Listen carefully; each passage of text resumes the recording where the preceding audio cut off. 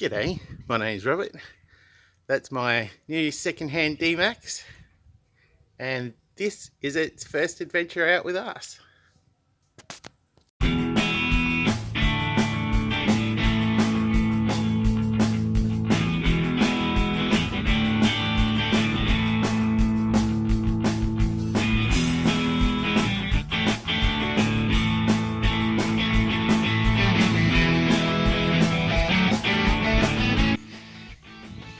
Well, here we are, we're back at Huggett Crossing campgrounds, and I just thought I'd take the opportunity to show you how we're doing with the new D-Max and what's happening with the new setup so far. We're still working on it till figuring out what we need and what we need to fix and things like that. So yeah. So here we got the solar panel sitting out in the sun, trying to keep the dual battery system charged. So we think we might have to replace the dual battery because reasons. One of our spare water tanks for washing dishes and things like that, and our inflatable boat. And here's our D-Max, and Marilee's over there. Tents up, canopies out, fires set up. We've been here 2 nights, we haven't had fire yet, so good chance we might not.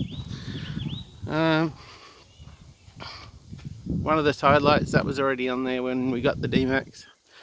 A lot of the stuff in here was already here when we got it, so dual battery system sits in there, 1500 watt inverter, and all the charging system, whatever, to keep it controlled is behind there as well. Got a drawer, comes out there. The drawer comes out here. We got some of our camping gear, spare parts for the canopy, so like there's walls that come off it. That's actually a hammock.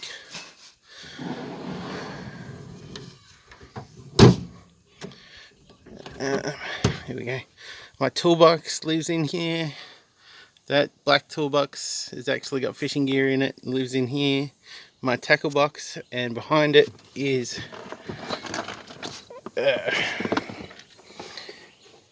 air pump for the tyres, tie down straps and things. The canister stove is up there. Spare fishing rods, Marilee's fishing rods are up the top. A washing bucket for washing dishes and so on.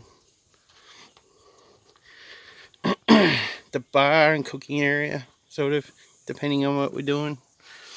So we're just using this black tub as dry food storage.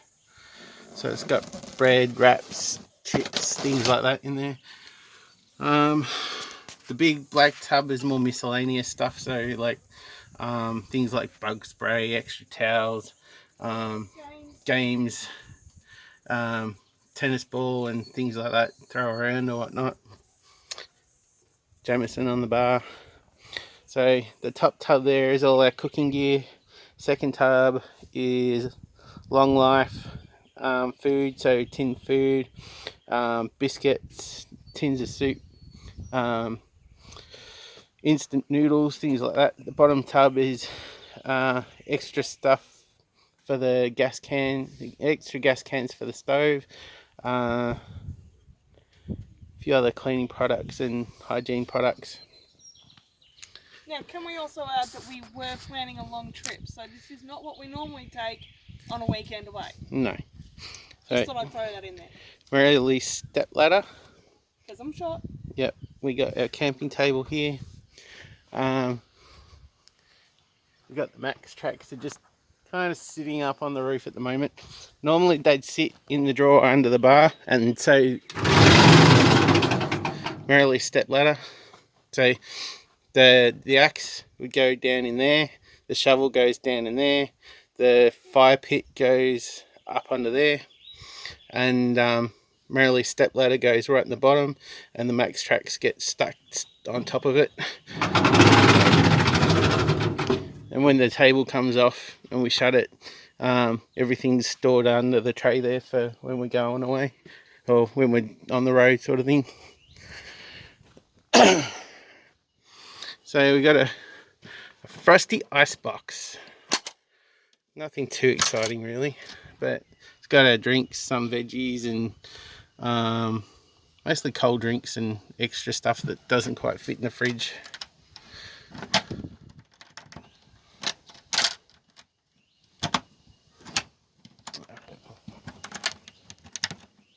I'll fix that after. My voltmeter is helping me keep track of our dual battery system, because this is the first time we're really testing it out, running a fridge and with the solar panels. So yeah, so it's probably not the fridge we're going to keep, but it's got all our meat, a few drinks, a few other veggies, cheese, margarine, all that sort of stuff, bait for fishing. So can't complain. I got it off a friend for free, so it's been a learning experience. Cold water for Marilee drinking, and this is Marilee's drawer. So it's got her electric blankie and some travel cushions, a spare pair of gum boots. We keep our maps and stuff in here as well. Toilet paper and things for when we need to stop in the bush and go to the loo, things like that. The cube set is hiding down behind there with my fishing buckets. The other light on the side light, like I said, those came with the car, sort of thing. My light bar that I took off the Jeep, and originally there was 2 sets of ladder racks up there, but I took the longer one down and split the shorter one into 2, so that way I could basically put up the light bar on top of it instead of having it anywhere else. Got the snorkel fitted when we bought the D-Max at the car yard. The other 2 small LED spotlights, part of the set off the Jeep with the light bar. HID spotlights, winch and bull bar, all exciting stuff. I recently, just last week or 3 or 4 days ago, got new tyres. They were stock ones, pretty small. These are about 32 inches. I'm not going to sit there and read the thingy. Yeah, tyres really don't excite me. What else is there? We do have these lights up on the roof as well. Basically they're just my reversing lights. There we go. One on each side. And inside the cab we've got interior lights if I need them when it gets dark. That's pretty cool. There's one on the other side as well. Fishing rod rack I put up a couple of weeks ago, and Marilee's pool noodle so she can float around when we go swimming. All kinds of fun. I stole Rob's phone.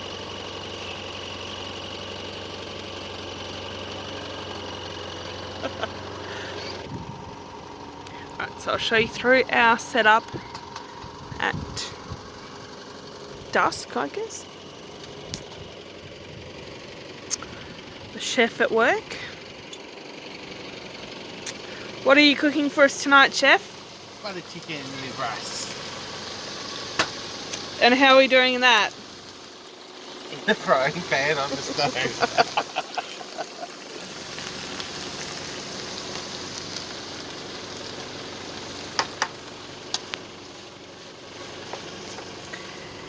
Now, you can see the setup at work a bit, I guess. If you're wondering why the car is running at the moment, just because we need a bit of extra power to the fridge and everything that's on this side. Yep, being a chef is thirsty work. Alright, so we're just getting ready for bed. It's kind of early, but we're knackered and it's been a long ass week.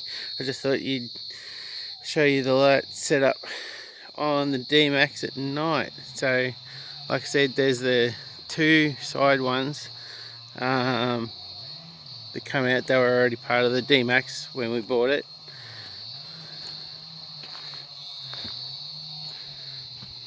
The inside, one side, you know, lights up the shelves enough that we can see what we're doing. The bar's lit up nicely from the top lights and the inside lights.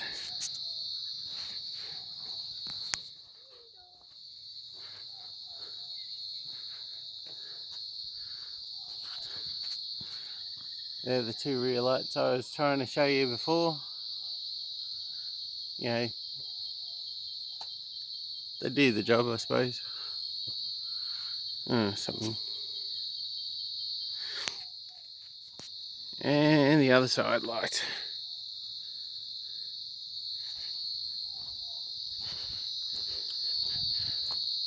So the whole campsite's pretty well lit up as we need to be. Does the job. We're pretty happy with that. We just got to sort out the battery in the fridge.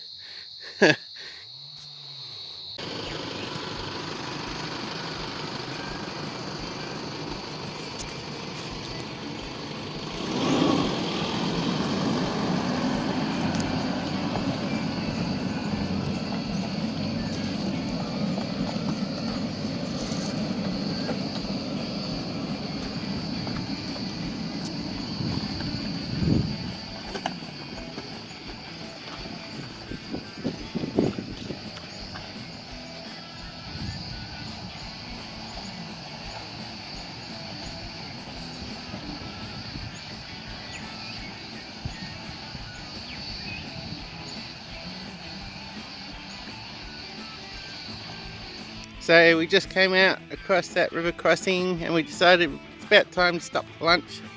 Just some random spot at the side of the road, bit of shade. Got the bar out, make lunch on, kitchen gear, fridge strapped in because there's not as much stuff in there at the moment. I've got to put my tackle box away. And yeah, just a nice spot to have lunch in the shade.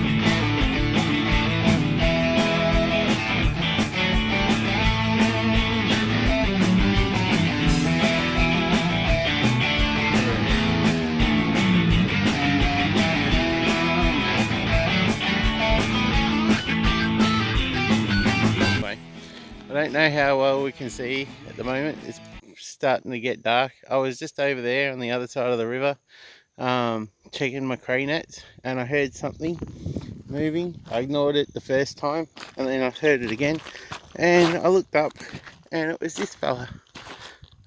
Don't know if you can see him, but there's a big hairy wombat.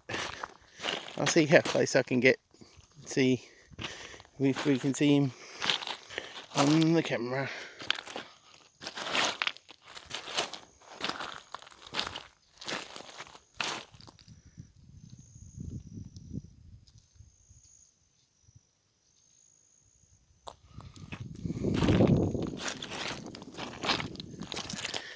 He's just wandering along the bank, eating grass. And, well, not grass, but green stuff. There was a wallaby when I came. I didn't have my camera when I had the, when I first saw him, when it was still lighter. But when I was walking back, there was a kangaroo coming down to drink some water or something. I spooked him off. See how close we can get. Like I said, I'm talking here, and I said it loud before, and he's just, nah, not a care in the world, just eating my food.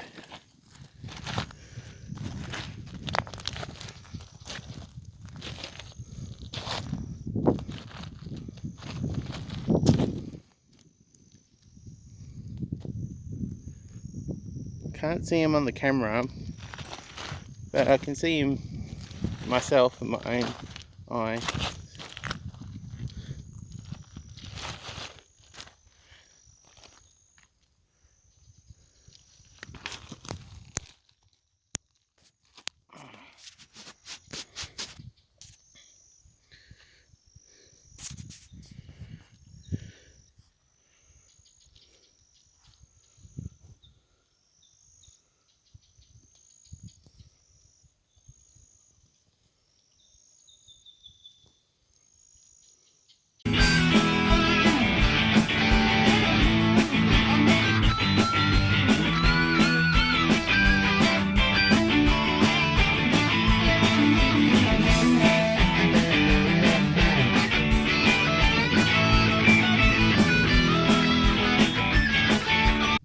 He's over there somewhere.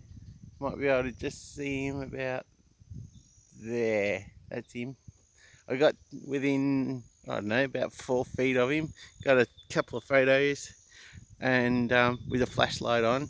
And he didn't really like that very much. He started sort of looking at me and growling. And I'm like, all right, I'll leave you alone now. Anyway, that was really cool. Okay, so Huggett's Crossing. That's where we're camping at the moment. Yesterday we went back up to this lookout here, get phone reception and say hello to people and do what we had to do. Then we came back down to this road here, and we went up around here past all these river crossings, and we got to up around here, and that's where we decided we'd had enough for the day, so we turned around and just came back. So we were just out exploring, having a look at the area, see what's what. There's a few other remote campsites up there, but nothing that we're particularly interested in, like for the two of us sort of thing. So, and today, where is it? Right, there we are. That's where we are today. Obviously, it's the same thing. So we're going to come back to Glen Maggie, back to Hayfield, and then we're going to find our way across to Cowar. Then we're going to go find Cowar, Walhalla Road. We're going to go check out Brunton's Bridge. I've seen plenty of photos and stuff of that, and I've been keen to get there for a long time, so haven't decided which way we're going to go from there. So we'll either go back around this way and then bypass Erica and, you know, figure out something, or we'll come up, come in the back of Erica, Mundara, and then eventually find our way back to the freeway and home over there somewhere.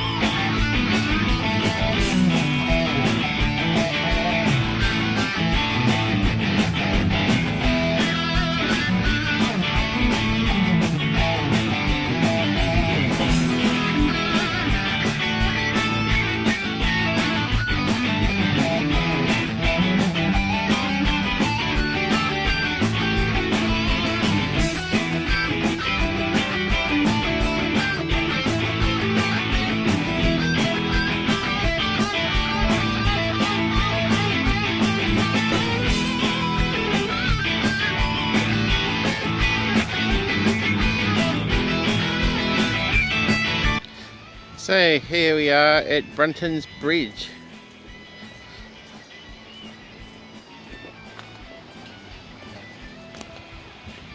Try and get a couple of shots from down below as well, but this is the top of it. That's the river on one side, that's the river crossing as well. We just went through that. Got a video of some other guys doing it.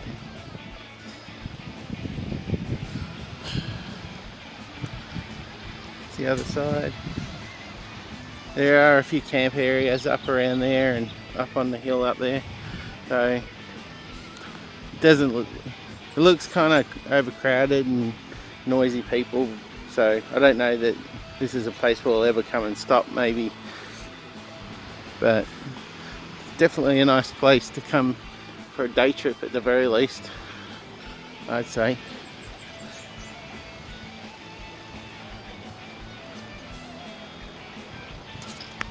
So this is part of the day visiting area at Brunton's Bridge. It's a bit closer down to the river. There's the bridge.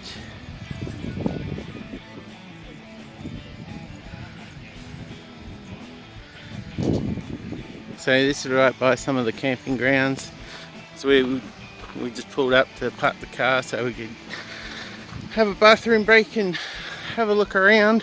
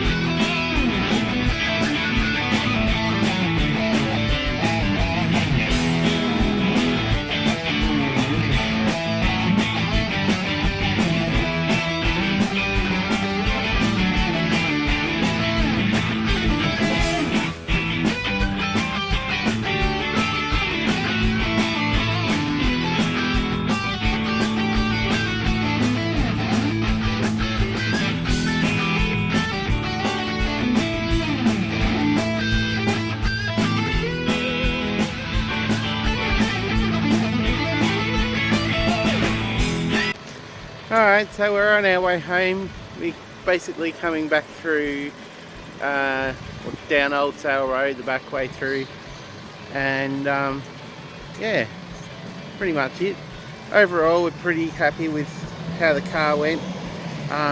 We did some interesting tracks and had some fun exploring and having a look around. The car didn't miss a beat, did everything we asked of it and handled it well. Yeah, we found that we still need to organise on our packing equipment and things like that. We have to figure out what's going on with the dual battery, whether the battery's on the way out sort of thing, or, well, we're going to replace the fridge anyway. It was a free one I got given by a workmate, but yeah, it did the job. Not great, but we'll figure out what the problem is there and get it fixed. And yeah, apart from that, the car went brilliant, and yeah, we're quite happy with where we're going with the setup and the gear we've got now. So more on that as we sort of get there, but that's pretty much it for now. Hope to see you for the next one. Bye.